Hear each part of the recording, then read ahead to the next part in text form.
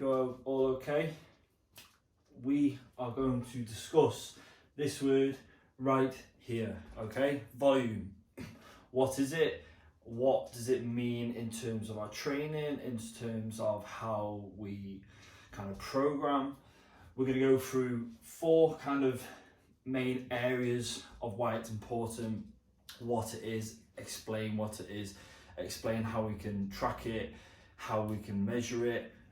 All of these questions we're going to go through, okay? So mainly I want you to take away and be able to apply this to your training, which will help you feel better, help you progress more, and all the more be more efficient with your training, okay? So as we sit here, the first question we're going to go over is, what is it? Okay, so what is volume? Volume is essentially the amount of work we do on a certain muscle group or a muscle, okay? You can do it per day or you can do it per week. We'll touch upon that with the next questions, okay? So there are 3 ways you can kind of work out your volume. So you can either do the total amount of sets you do, you can do sets times reps, then you can also do sets times reps times load, okay? Personally, I would only use the top 2, okay? My kind of preference and what I do with all my clients is I just do sets, okay?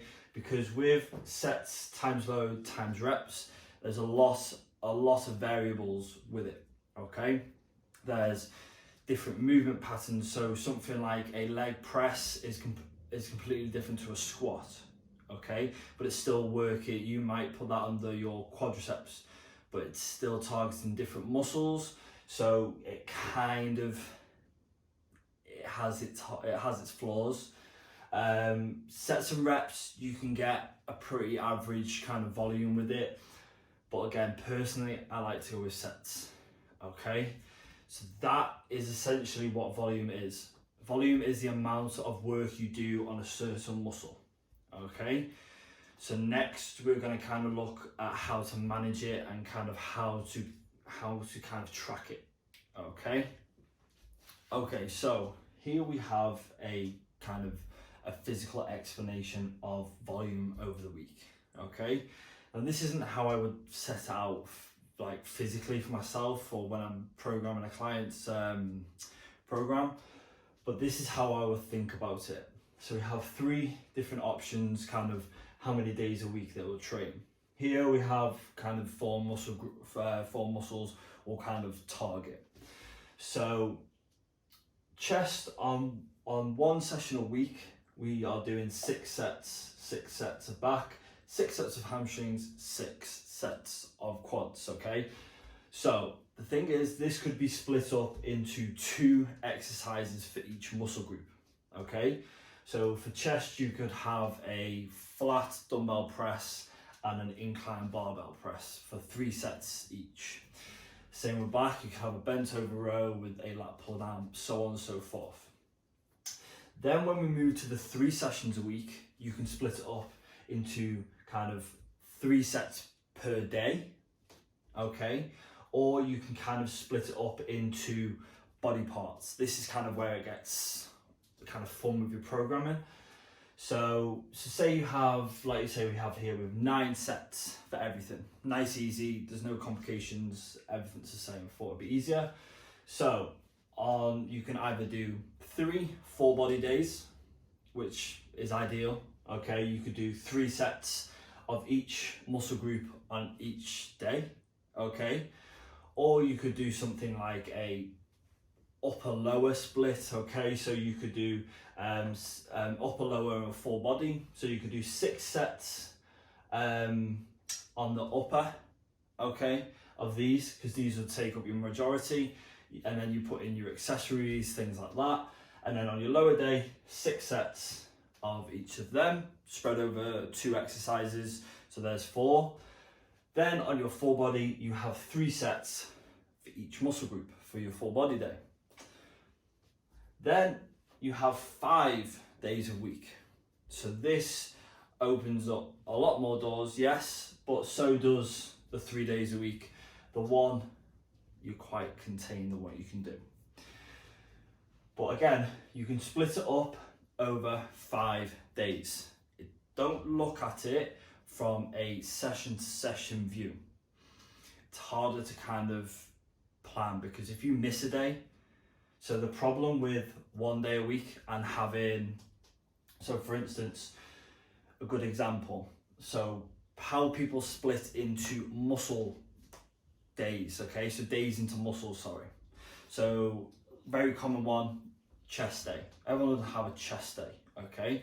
So on a Monday, for instance, because that's International Chest Day, on a Monday, Dave will come in and he will do every chest exercise he can do, okay?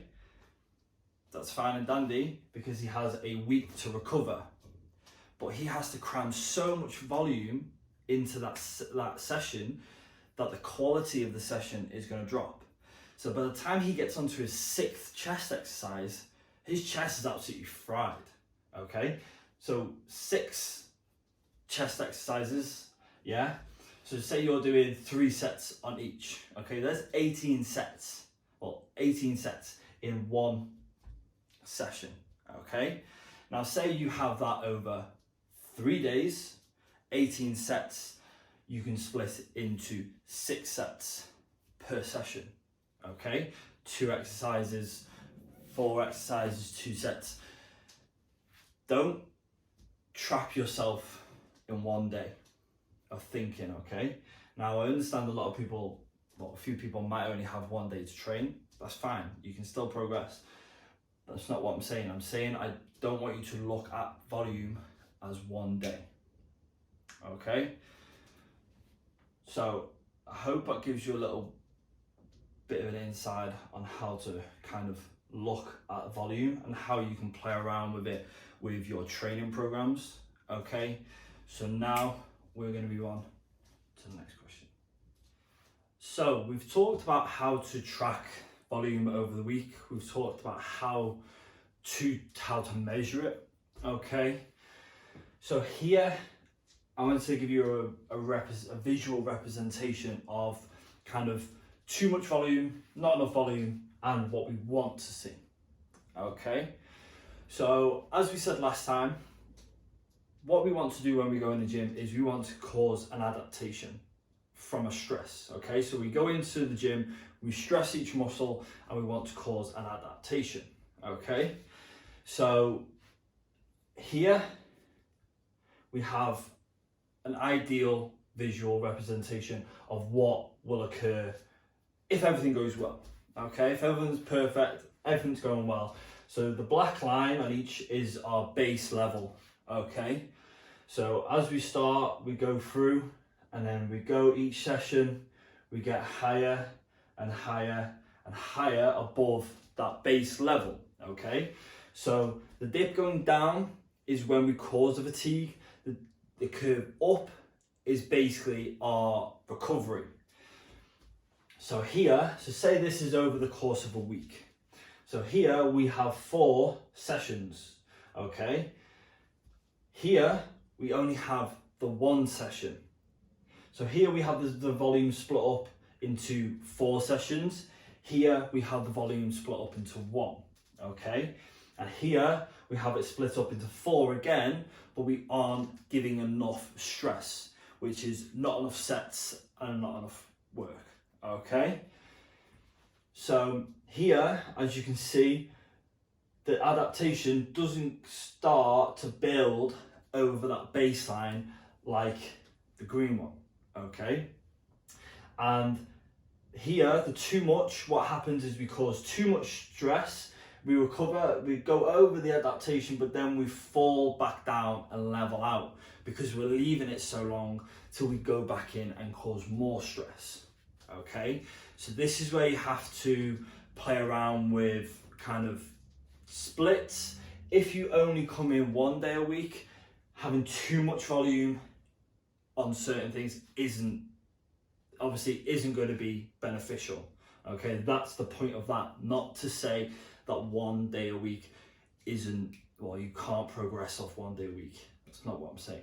Okay, but again, just going back, having too much volume will cause you to kind of go backwards. It will cause too much fatigue and give you not enough to create an adaptation, because you'll recover too much. You will recover, but then you will leave it too long till you train. Okay, and then not enough. Essentially, you're not giving the muscle enough stress to create an adaptation. So ideally, we want the top one. Okay, so essentially when we go into the gym and you see people going all out, kind of as the example you used before, chest day, and then they leave it a whole week, that's essentially what that is. Okay, splitting it up and being kind of better prepared, well thought out, looking at the volume of your sessions will definitely give or benefit you and help you progress long term. Okay, so I know I probably waffled on a little bit there. If you would like to ask me anything, either drop it in the comments or drop me a message. Okay.